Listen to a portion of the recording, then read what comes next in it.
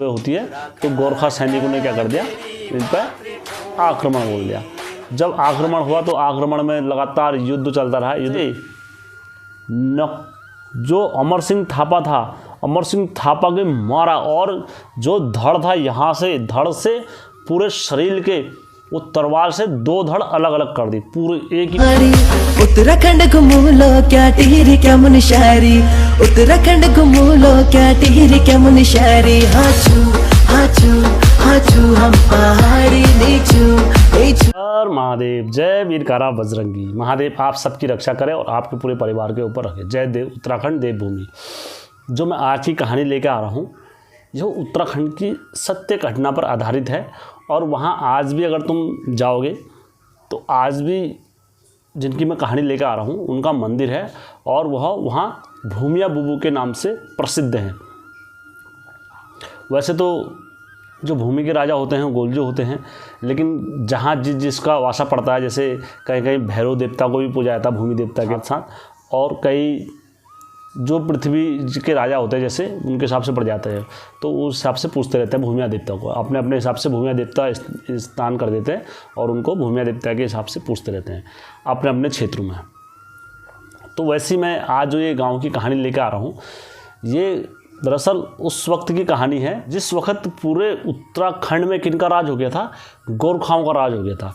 सन 1780 से और सन 1803 में पूरे उत्तराखंड पर संपूर्ण राज किनका हो गया था, गोरखाओं ने अपना आधिपत्य स्थापित कर दिया था। तो ये उस वक्त की कहानी निकल के आई है मेरे पास। और वहाँ आज भी ये सल्ट में है, भूमिया गांव का नाम ही भूमिया पड़ी है और भूमिया बुबू के नाम से वहाँ के लोग इनको सब जानते हैं। भूमिया देवता का मंदिर है, भूमिया बुबू करके वहाँ पूछते हैं। अब ये हमारे उत्तराखंड में बोलो ऐसा प्रचार नहीं था, ऐसा ज्ञान का माध्यम वगैरह नहीं था, जो हमारे उत्तराखंड की वीर गाथाओं की कहानियां हम आगे नहीं बढ़ा पाए।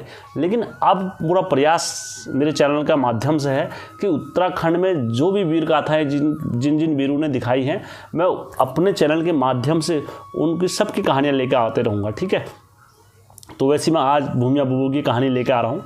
ये कहानी जो है सन 1790 से स्टार्ट है, 90 के दशक के, और 1800 तक के बीच की कहानी है। कंफर्म ये पता नहीं चला कि कब की किसकी कहानी, क्योंकि ये वहाँ के मौखिक रूप से मेरे को प्राप्त हुई है और कंफर्म ये पता नहीं। लेकिन गोरखाओं का राज में हुआ था, ये 100% सत्य है कहानी। जब गोरखाओं ने पूरे अल्मोड़ा पर सन 1790 में अपना स्थापित कर दिया था और गढ़वाल में भी अपना अधिकार पूरा स्थापित कर दिया था, तो उस वक़्त क्या हुआ, गोरखाओं की एक टुकड़ी सल्ट की ओर भी आई। जब सल्ट की ओर आई तो रास्ते में एक नदी पड़ती है, तो नदी में इन लोगों ने क्या करा, गोरखा लोगों ने अपना टेंट हैंड तंबू हम्बू सब वहाँ पर गाड़ा। जो वहाँ पर क्या हुआ करते थे पहले, अपने अपने गांव के, मैंने पहले ही बोला है कि छोटे छोटे टुकड़े हुआ करते थे। वहाँ के क्या बन जाते थे, राजा बन जाते थे। जैसे हमारे गांव इतना छोटा है तो वहाँ के 10 परिवार या माओ से हो गए, तो हम वहाँ अपने एक उसको मुखिया मान लेते थे। तो हमारे गांव का जो नेतृत्व करेगा वो मुखिया करेगा। कभी भी कुछ बात जैसे होती थी तो मुखिया पे बात आती थी सारे, तो वो राजा के पास जाते थे। राजतंत्र था उस टाइम पर। राजा के पास जाने के बाद वो सारी चीज़ों का समाधान वगैरह करके अपने गाँव में कर व्यवस्था वगैरह को चलाते थे। जब ये रात्रि में वहाँ पर रुके और रुकने के बाद ये इन्हें खाना पीना खाया, तो जो वहाँ जो बुबू थे वो उस टाइम पर प्रधान थे, मतलब मुखिया थे अपने गांव के सब।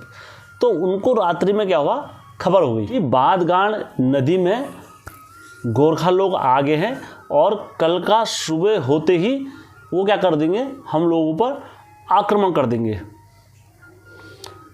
तो बुबू ने क्या करा, बड़ी विषम संकेत वाली बात हो गई थी कि यार हम कल सुबह हम सब मतलब अधीन हो जाएंगे गोरखाओं के।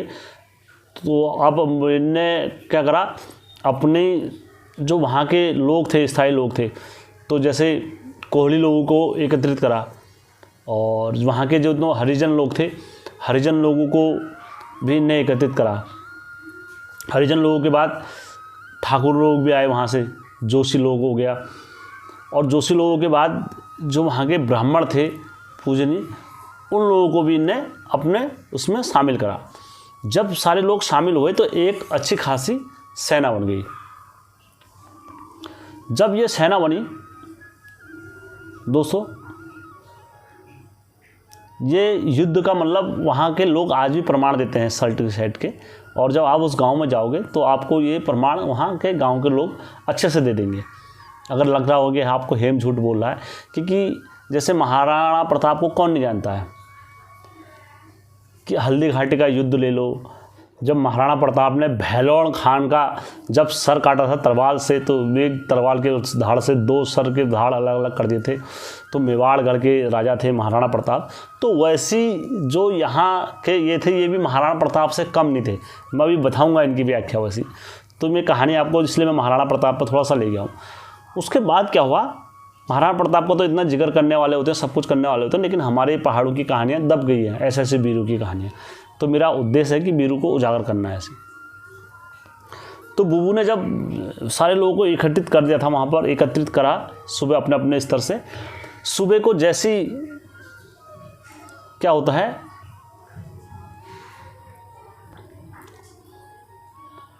8 बजे होते हैं, जब संध्या सुबह होती है, तो गोरखा सैनिकों ने क्या कर दिया, इन पर आक्रमण बोल दिया। जब आक्रमण हुआ तो आक्रमण में लगातार युद्ध चलता रहा। युद्ध चलते चलते क्या हुआ, तो कोहली वर्ग के 2 लोग शहीद हुए थे युद्ध में, और हरिजन वर्ग का 1 लोग हुआ था, और जो जोशी लोग थे उनके 3-4 लोग हुए थे। तो बुबू ने उस टाइम पर जो गोरखाओं का जो सबसे प्रबल सेनापति हुआ करता था, तो अमर सिंह थापा का सेनापति में बड़ा प्रबल नाम हुआ करता था।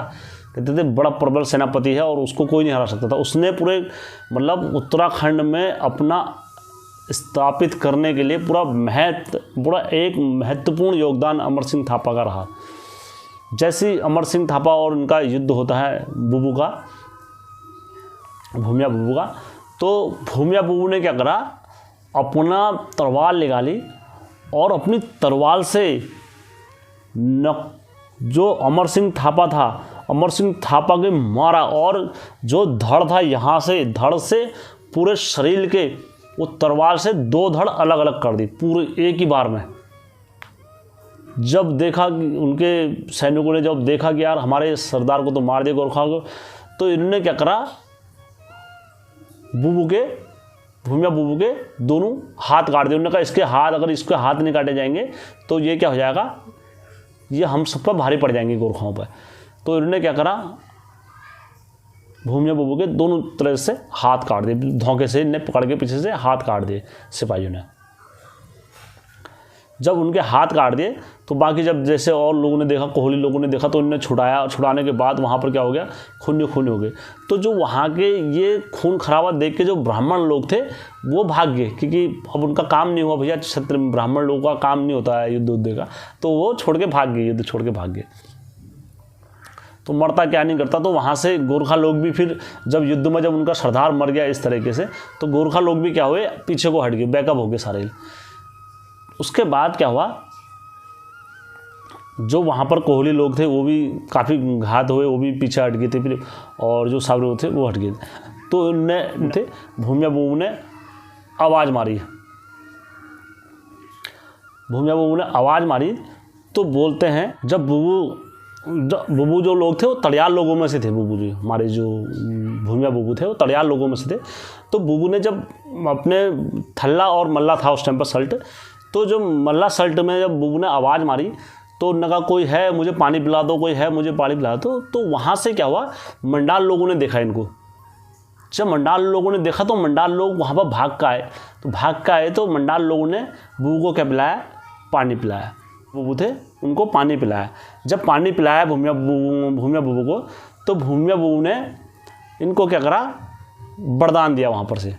उनने कहा थल्ला सल्ट तड़ियालों का होगा और मल्ला सल्ट मंडालों का होगा।